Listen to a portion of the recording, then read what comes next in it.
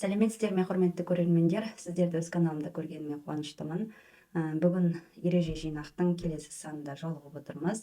Бүгінгі қарастыратын ереже анықтауыш рөліндегі зат есім, яғни DETERMINATIVES. Сонымен бастайық. Бірінші, possessive case'та келген зат есім, яғни possessive case дегеніміз бұл алдыңғы сабақта қарастырған болатынбыз, тәуелдік септігі.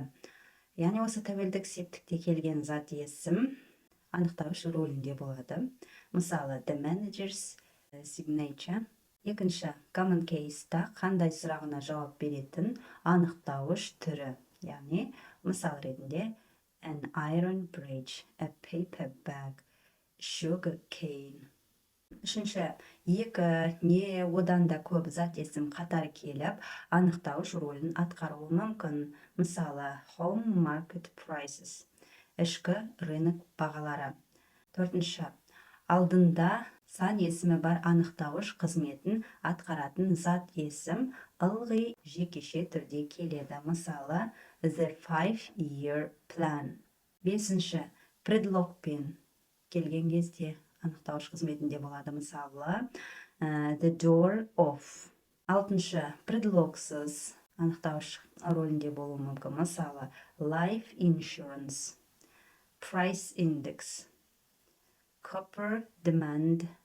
Бұл анықтауыш рөлінде келген зат есімдердің бірінші жолы. Енді екінші жолы артикльдер қызметі. Оларда анықтауыш рөлінде болады. Үшінші, some, any есімдігі. Оларда determinative'ске жетады.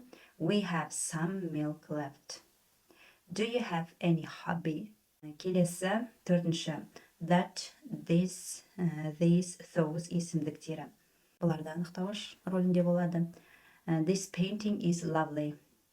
Бесінші, my, his, your, its, our, your, their тәуелдік есімдіктері.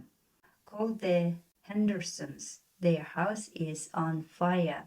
Алтыншы, much, many, little, few, each, every, either, neither белгісіздік анықталмаған есімдіктері де анықтауыш рөліндегі зат есімге кіреді.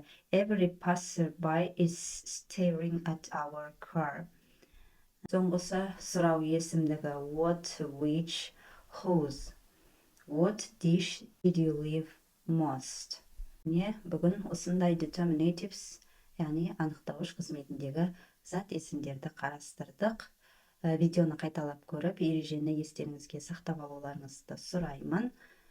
Келесі сабақтарда жүздескенше аман сау болыңыздар демекпін.